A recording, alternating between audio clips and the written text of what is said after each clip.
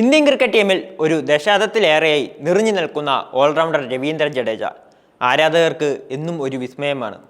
പന്ത് കൊണ്ടും ബാറ്റ് കൊണ്ടും ഫീൽഡിംഗ് കൊണ്ടും ഒരുപോലെ ടീമിന് മുതൽക്കൂട്ടാകുന്ന ഈ സൗരാഷ്ട്രക്കാരൻ ഇന്ത്യൻ ക്രിക്കറ്റിൻ്റെ അവിഭാജ്യ ഘടകമായി മാറിയിരിക്കുന്നു.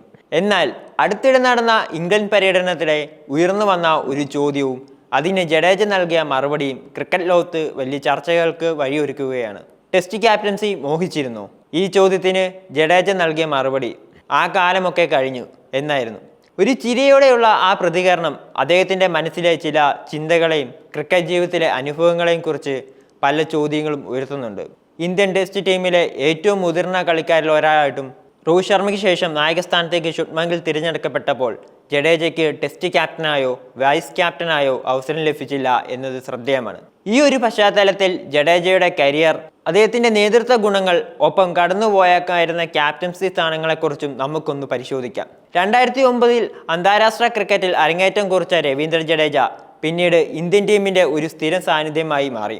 ടെസ്റ്റ് ക്രിക്കറ്റിൽ പ്രത്യേകിച്ച് ഇന്ത്യൻ സാഹചര്യങ്ങളിൽ ജഡേജയുടെ പ്രകടനം നിർണായകമായിരുന്നു. ഇടങ്കൈ സ്പിന്നർ എന്ന നിലയിൽ വിക്കറ്റുകൾ നേടുന്നതിലും മധ്യനിരയിൽ നിർണായക റൺസുകൾ നേടുന്നതിലും ലോകോത്തര ഫീൽഡർ എന്ന നിലയിൽ റൺസ് തടയുന്നതിലും ക്യാച്ചുകൾ എടുക്കുന്നതിലും ജഡേജയുടെ കഴിവ് അസാധ്യമാണ്. ടെസ്റ്റ് ക്രിക്കറ്റിൽ 250 അധികം വിക്കറ്റുകളും 2000 റൺസുകളും നേടിയ അപൂർവം ഇന്ത്യൻ കളിക്കാരിൽ ഒരാളാണ് ജഡേജ.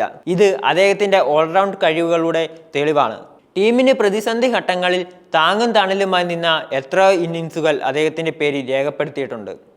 ഇംഗ്ലണ്ടിനെതിരായ രണ്ടാം ടെസ്റ്റിൽ 137 പന്തിൽ നിന്ന് 89 റൺസ് നേടിയ നിർണായക പ്രകടനം സമ്മർദ്ദഘട്ടങ്ങളിൽ റൺസ് നേടാനുള്ള അദ്ദേഹത്തിൻ്റെ കഴിവിൻ്റെ ഏറ്റവും പുതിയ ഉദാഹരണമാണ്. ജഡേജയ്ക്ക് ഔദ്യോഗികമായ ക്യാപ്റ്റൻസി പദവികൾ ലഭിച്ചിട്ടില്ലെങ്കിലും അദ്ദേഹത്തിൻ്റെ കളിയിലും സമീപനത്തിലും ഒരു നേതാവിനുള്ള പല ഗുണങ്ങളും പ്രകടനമാണ്. അനുഭവ സമ്പത്ത്, 15 വർഷത്തിലേറെ നീണ്ട അന്താരാഷ്ട്ര കരിയർ, ലോകത്തിലെ ഏറ്റവും മികച്ച കളിക്കാർക്കൊപ്പം കളിച്ച അനുഭവവും വിവിധ സാഹചര്യങ്ങളിൽ ടീമിനെ നയിച്ച നായകന്മാരോടൊപ്പം പ്രവർത്തിച്ച പരിചയം എന്നിവ അദ്ദേഹത്തെ ടീമിലെ ഒരു മുതിർന്ന കളിക്കാരനാക്കുന്നു. കളിയെക്കുറിച്ചുള്ള അറിവ്, കളിയുടെ ഗതി വായിക്കാനും സാഹചര്യങ്ങൾക്കനുസരിച്ചുള്ള തന്ത്രങ്ങൾ മെനയാനുമുള്ള കഴിവ് ജഡേജയ്ക്കുമുണ്ട്. ബൗളിംഗ് മാറ്റങ്ങളിലും ഫീൽഡിംഗ് സെറ്റിങ്ങുകളിലും അദ്ദേഹം പലപ്പോഴും നിർദ്ദേശങ്ങൾ നൽകുന്നത് കാണാം. ഒരു ഓൾറൗണ്ടർ എന്ന നിലയിൽ ജഡേജയുടെ കളിയിൽ എപ്പോഴും ഒരു ആക്രമണോത്സുകമായ മനോഭാവമുണ്ട്. ഇതൊരു ക്യാപ്റ്റന് അത്യാവശ്യമായ ഒരു ഗുണമാണ്, പ്രത്യേകിച്ചും ടെസ്റ്റ് ക്രിക്കറ്റിൽ. പ്രകടനം കൊണ്ടുള്ള സ്വാധീനം, ജഡേജയുടെ ഓൾറൗണ്ട് പ്രകടനം ടീമിലെ മറ്റുള്ളവർക്ക് പ്രചോദനമാണ്. ഇതൊരു ക്യാപ്റ്റൻ എന്ന നിലയിൽ അദ്ദേഹത്തിന് കളിക്കാർക്കിടയിൽ സ്വാധീനം ചെലുത്താൻ സഹായിക്കും.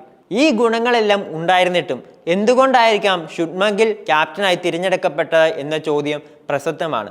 ഒരു പക്ഷേ ടീം മാനേജ്മെൻറ്റ് ഭാവി തലമുറയെ വാർത്തെടുക്കുന്നതിനും കൂടുതൽ കാലം ടീമിനെ നയിക്കാൻ സാധ്യതയുള്ള യുവനായകനെ തിരഞ്ഞെടുക്കുന്നതിനും മുൻഗണന നൽകിയിരിക്കാം. ശുഭ്മാൻ ഗില്ലിൻ്റെ യുവത്വവും ഭാവി സാധ്യതകളും IPLൽ ഗുജറാത്ത് ടൈറ്റൻസിനെ നയിച്ച പരിചയവും അദ്ദേഹത്തിന് അനുകൂല ഘടകമായിട്ടുണ്ടാക്കാം. ജഡേജയുടെ ആ കാലമൊക്കെ കഴിഞ്ഞു എന്ന മറുപടിയിൽ ഒരുതരം ആത്മീയമായ സമീപനമുണ്ട്. ഇതൊരു പക്ഷേ താഴെ പറയുന്ന ചില കാര്യങ്ങളെ ആയിരിക്കാം സൂചിപ്പിക്കുന്നത്. തൻ്റെ കരിയർ സായാഹ്നത്തിലേക്ക് കടക്കുകയാണെന്നും യുവതലമുറയ്ക്ക് അവസരം നൽകേണ്ടത് അത്യാവശ്യമാണെന്നും അദ്ദേഹം തിരിച്ചറിയുന്നുണ്ടാകാം. വ്യക്തിപരമായ മോഹങ്ങളെക്കാൾ ഉപരിയായി ടീമിൻ്റെ വിജയത്തിന് അദ്ദേഹം പ്രാധാന്യം നൽകുന്നു. ക്യാപ്റ്റൻസി ലഭിക്കാത്തതിൽ അദ്ദേഹത്തിന് നിരാശ ഉണ്ടായിരുന്നെങ്കിൽ പോലും അത് പുറത്തു കാണിക്കാതെ ടീമിന് പിന്തുണ നൽകാൻ അദ്ദേഹം തയ്യാറാണ്. നിലവിൽ കളിക്കുന്നതിൽ നിന്നും ടീമിനായി സംഭാവന ചെയ്യുന്നതിൽ നിന്നും അദ്ദേഹം സന്തോഷം കണ്ടെത്തുന്നുണ്ടാകാം. എല്ലാ ഉത്തരവാദിത്തങ്ങളും ഇല്ലാതെ കളിയെ ആസ്വദിക്കാൻ സാധിക്കുന്നത് ഒരുതരം സ്വാതന്ത്ര്യമാണ്. ജീവിതത്തിലെ പല ഘട്ടങ്ങളിലും പല മോഹങ്ങളും നമുക്കുണ്ടാകാം. എന്നാൽ കാലക്രമേണ ആ മോഹങ്ങൾക്ക് മാറ്റം വരാം. ജഡേജയുടെ മറുപടി ഈ ഒരു പരിണാമത്തെ ആയിരിക്കാം പ്രതിഫലിപ്പിക്കുന്നത്. ആദ്യ ദിനം കളി അവസാനിച്ച ശേഷമുള്ള പത്രസമ്മേളനത്തിൽ ശുഭ്മാൻ ഗില്ലിൻ്റെ ക്യാപ്റ്റൻസിയെ പ്രശംസിക്കാനും ജഡേജ മറന്നില്ല എന്നതും ഈ ഒരു കാഴ്ചപ്പാടിന് ബലം നൽകുന്നു. ഇത് അദ്ദേഹത്തിൻ്റെ കായികപരമായ മനോഭാവത്തെയും ടീം സ്പിരിറ്റിനെയും എടുത്തു കാണിക്കുന്നു. ക്യാപ്റ്റൻസി പദവി ലഭിച്ചില്ലെങ്കിലും രവീന്ദ്ര ജഡേജ ഇന്ത്യൻ ടെസ്റ്റ് ടീമിൻ്റെ അവിഭാജ്യ ഘടകമായി തുടരും എന്നതിൽ സംശയമില്ല.